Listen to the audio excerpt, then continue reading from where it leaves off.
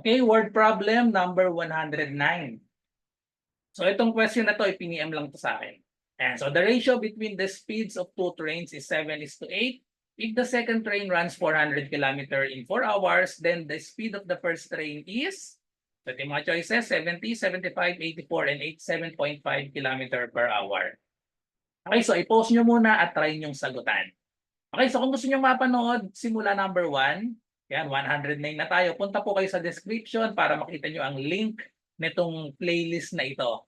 Civil Service Exam Word Problem. Okay, so sagutan na natin. So ito ay pinagsamang ratio and proportion tapos high speed. Yan, so time speed rate. So sabi the ratio between the speeds of two trains is 7:8. If the second, so itong second, ibig sabihin, ito yan ha, yung ratio niya ay 8. So if the second runs 400 kilometers in 4 hours, then the speed of the first train is, yan. So isolve muna natin itong speed ng second train sa per hour dapat. Kasi yung mga units natin dito, kilometer per hour ito. So yung given natin na speed ay 400 kilometer in 4 hours. Okay, so 400 kilometer per 4 hours yan. So kailangan gawin lang natin itong 1. So simply i-divide lang natin. Okay? So kung 400 kilometer in 4 hours, divide lang natin. So 400 divided by 4, that is equal to, cancel itong 4, ito ay 100 na lang. So therefore, ang rate niya ay 100 kilometer per hour. Yan yung rate nitong pangalawa, nung 8. Okay, so set up natin ng ratio and proportion. So 7:8, tapos ang speed daw nitong 8 ay 100. 100 kilometer. So 100 kilometer per hour, lagyan natin ito ng n. Okay, so isolve lang natin itong n, set up ang proportion. So we have pwedeng fraction form, pwedeng column form.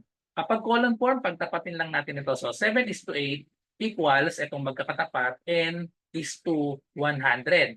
Kapag naman fraction form ang gusto nyo, so we have 7 over, pwedeng sa n i-over, pwede rin sa 8. So dito na lang sa 8, 7/8 equals, so yan, left to right tayo palagi. So we have n over 100.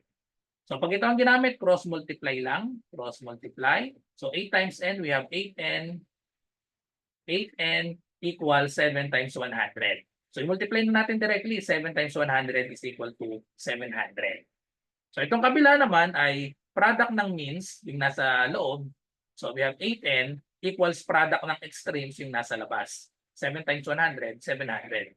Okay? And then, pares lang ng solutions, divide both sides by 8. Ayun, so same answer na yan. The value of n is 700 divided by 8. Hindi eksakto ang 700 divided by 8. Tingin na agad kayo sa choices. Ibig sabihin, ang sagot may decimal. O di tapos na letter D. Kasi 700 divided by 8, hindi yan eksakto. Okay, so patunayan lang natin. So we have 700 divided by 8. So we have 70 divided by 8. That is equal to 8. 8 times 8, we have 64. Subtract. 70 minus 64, we have 6. Bring down 0. 60 divided by 8, that is equal to 7. 7 times 8 is 56. So, subtract natin, meron pa tayong 4. So, dagdag tayo ng isang 0. Yan, decimal, then 0. Itapat yung decimal dito. Bring down 0. 40 divided by 8 is 5. 5 times 8 is 40. Okay, so therefore, the answer is 87.5, which is letter D. Okay, so ganun lang kasimple. So, thank you for watching. So, I hope may natutunan kayo sa video na ito at kung meron kayong math question, i-comment nyo lang or i-PM nyo ako sa aking messenger, RJ Enseñado. So, good luck po sa lahat na nagre-review. Bye-bye and God bless.